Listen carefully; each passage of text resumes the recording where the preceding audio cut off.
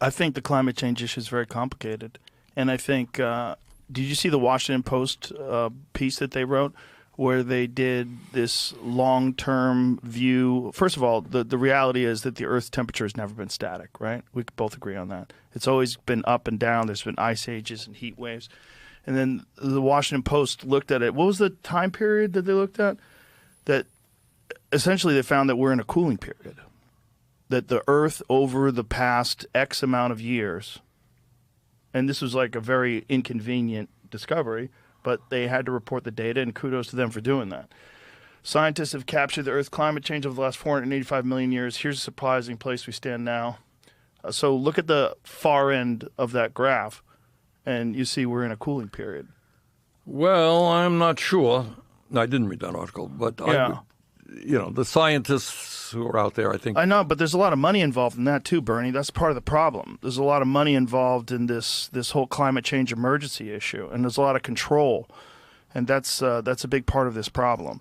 Not only that, if we're just talking about primarily carbon and carbon footprint, what are we going to do about China? Because China is like, what percentage of They are the major polluter right now in terms of carbon.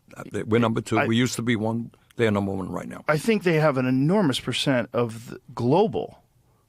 I think it's Well, they're number one. I don't know what the very percent high. It's Look, very high. it's not an American issue. It is a global issue. And all I can tell you is that we are, in my view, going to see more extreme weather disturbances in the coming years than we have ever. And we're seeing them right now. Right, but scientists don't agree. Well, this is where it gets confusing, because scientists that are in agreement, there's all these entanglements. Whenever someone's discussing something, whether it's economics or whether it's health issues or pharmaceutical drugs, there's financial entanglements. I think we both agree with that, right? Yep. And I think this is part of the issue with this whole climate change emergency as well, because it's not just that we could all agree pollution is a major factor. It's a huge issue in the world today. We could all agree with that, right?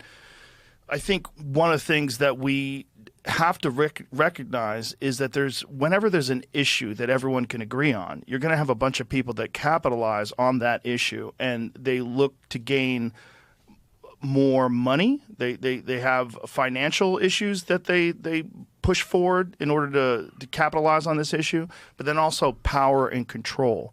These things like they're trying to institute in the UK, where they have these 15-minute cities, this concept where you're not allowed to travel. They'll be able to look at your carbon footprint. See, that's the problem. The problem is giving people that are in power, these people that we've all discussed that have so much money and so much control over our societies, multinational corporations, giving them more control over citizens.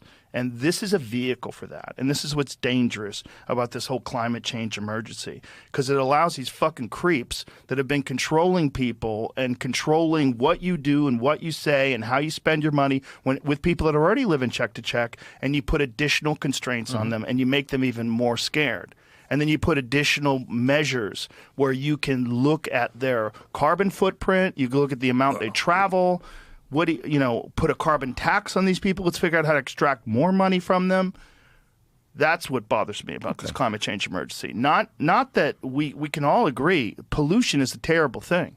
Everyone should agree to that. The beautiful earth that sustains us and all life on this planet is being poisoned as we speak.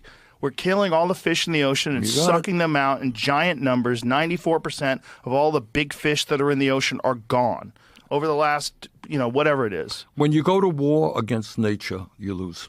Yeah, because you're a part of nature. Loses. Exactly but right. We're worshiping the almighty dollar above the mother. You asked me when I ran for president, one of the interests, it's something else to run for president, because you get around, you meet all kinds of people and you learn all kinds of things.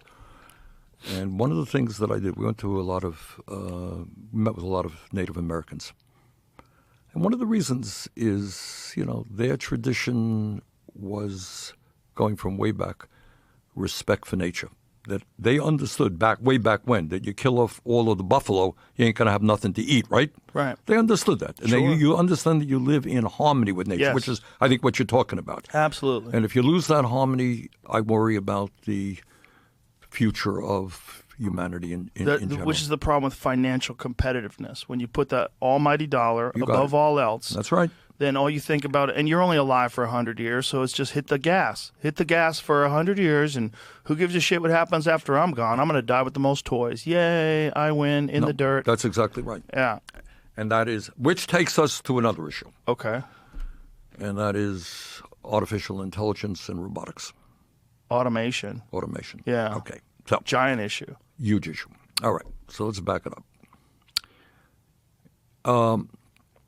Americans are angry, and one of the reasons they are angry is that over the last, just give you one fact here, last 52 years, you and I understand, everybody in the world understands, there's been a huge explosion in technology, correct? Mm-hmm. What we're doing today never could have happened 50 years ago.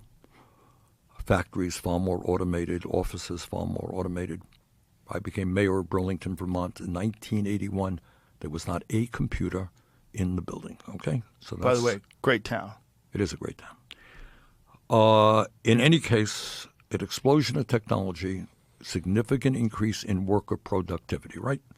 We're talking to millions of people now. Never could have happened before, right? That's true. Workers are producing a lot more. Tell me, how are real inflation accounted for wages been over the last 52 years with all of that increase in worker productivity? Workers doing a lot better? Not so good. Not so good. No. In fact, there are studies out there